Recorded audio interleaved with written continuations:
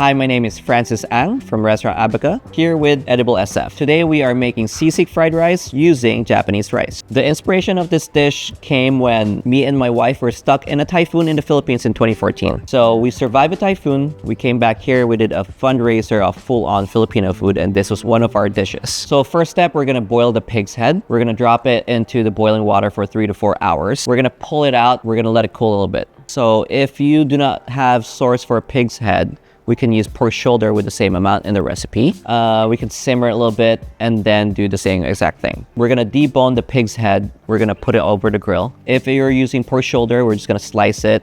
Pork shoulder and pork belly. You're gonna slice it and then grill it.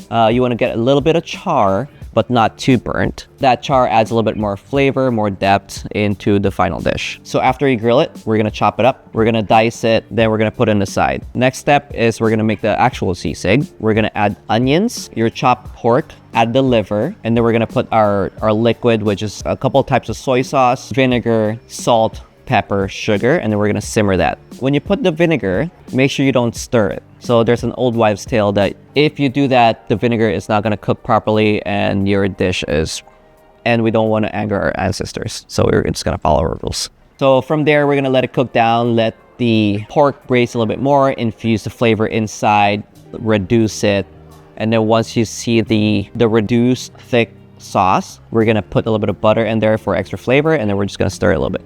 From there, you wanna taste it, and then put it on the side. Next, we are going to make the fried rice. In a hot wok, we're gonna put oil, a little bit of garlic, and we're gonna put the Japanese rice. I love using the Japanese rice because it has a lot of texture.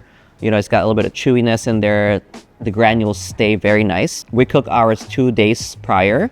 We let it cool, and then we broke it in little pieces. We add that to our oil with our garlic. You wanna sear that rice a little bit, get a little bit of wok haze, a little bit of smoke. So again, it adds another flavor, another layer of umami. We're gonna add our sisig on there.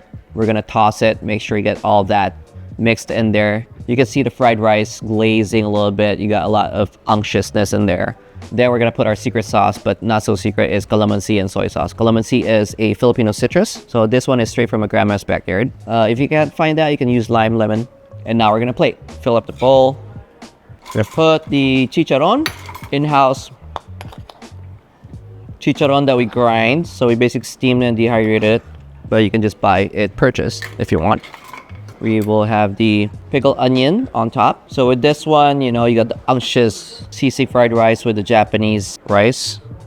We're gonna put the freshness of the scallion, the acidity of the pickled onion, a little bit of onion sprouts. Then we're gonna put poached egg on top because typically sisig, you would put a raw egg on there and then kind of mix it in a sizzling platter.